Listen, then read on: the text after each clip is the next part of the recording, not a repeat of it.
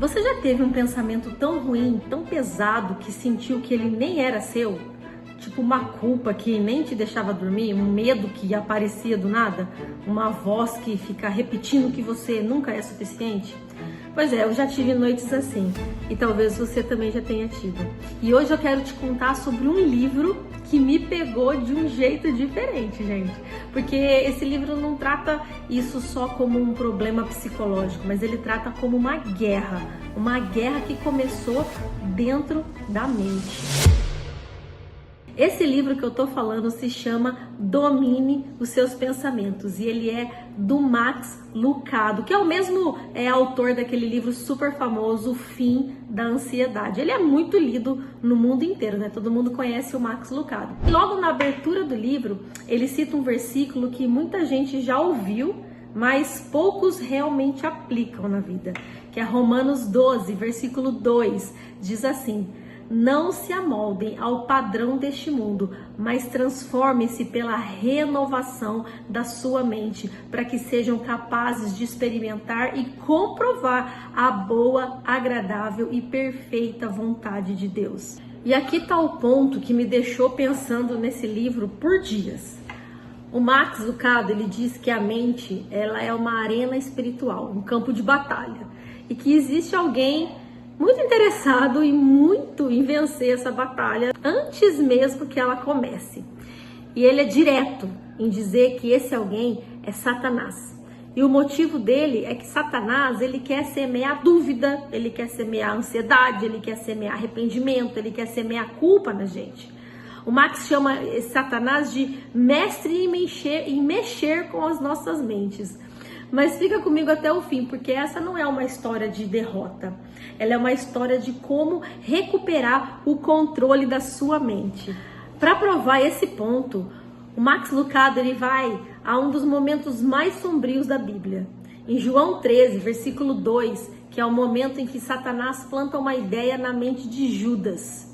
Não foi uma ação primeiro, foi um pensamento primeiro. E é exatamente isso que o Max ele quer que a gente entenda, que a guerra espiritual quase sempre começa com um único pensamento plantado, silencioso, antes que a gente perceba, ele já está lá. Mas se tem um lado sombrio nessa história, também tem luz. Amém? Porque no livro o Max não deixa o leitor sozinho nessa guerra. Ele lembra que Deus deu recursos para essa luta. Em Efésios 6 fala do capacete da salvação, que é uma proteção especificamente para a mente. E no livro o Max escreve algo que me tocou profundamente.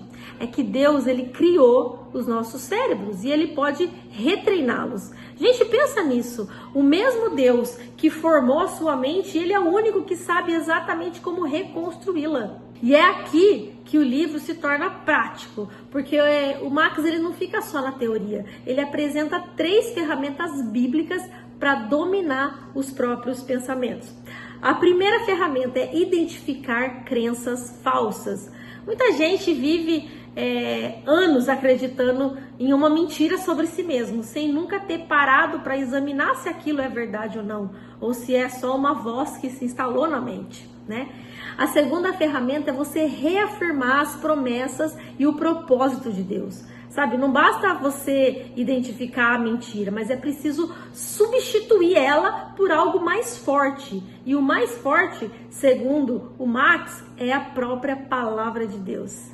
E a terceira, e talvez a mais marcante do livro inteiro, é arrancar e replantar. O Max Lucado ele conta uma lembrança de infância dele, do quintal da casa dele, cheio de plantas espinhosas. E por anos ele só cortava aquelas plantas. E elas sempre voltavam. Até que ele aprendeu que precisava arrancar pela raiz com uma pá. E ele compara isso à nossa mente. Não adianta só cortar o pensamento ansioso, o crítico, o destrutivo na hora que ele aparece. Mas a gente precisa arrancar pela raiz. E replantar o quê? A verdade no lugar, usando a escritura, a palavra de Deus como semente. Olha, eu confesso que ao ler esse livro eu pensei em quantas vezes eu só cortei um pensamento. Mas eu nunca tirei a raiz dele, né? E quantas vezes eu voltei a sentir a mesma ansiedade, a mesma culpa, porque eu nunca tinha replantado nada novo naquele lugar, entende? Talvez seja isso que esteja acontecendo com você aí agora também. Um pensamento que você já cortou 1000 vezes, mas é que ele insiste em sempre voltar.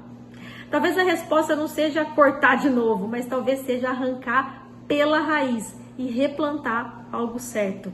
Então fica a pergunta para você hoje. Qual pensamento você precisa parar de só cortar e começar a arrancar pela raiz? Qual mentira você tem escutado tantas vezes que já passou a acreditar que era verdade? A palavra diz que você pode ser transformado pela renovação da sua mente. E não da sua aparência, não das suas circunstâncias, mas da sua mente. Vamos orar juntos então? Pai, eu te entrego, Senhor, cada pensamento que não vem de ti, Senhor. Cada mentira que se instalou onde deveria ter a sua verdade, Pai. Então, Senhor, em nome de Jesus, ajuda os meus irmãos, Senhor, que estão ouvindo, Deus, que estão vendo esse vídeo agora, a identificar aquilo que é falso e reafirmar, Deus, aquilo que é teu. Arranca pela raiz o que não serve mais na vida deles, Pai.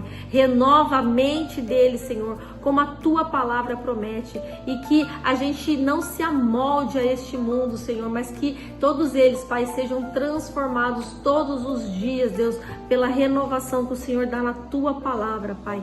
É o que eu oro pela vida dos meus irmãos agora, em nome de Jesus. Amém. Amém. Glória a Deus. Amém. Se esse tema tocou o seu coração e você quer continuar essa jornada de renovar os seus pensamentos com a palavra de Deus, eu tenho material que vai te ajudar a colocar isso em prática, tá? Todos os dias. É o meu e-book Declare até ver acontecer. É um guia que você pode declarar a palavra sobre a sua própria vida até você ver a transformação acontecer, tá? O link tá na descrição desse vídeo e a gente se vê no próximo vídeo. Fica com Deus!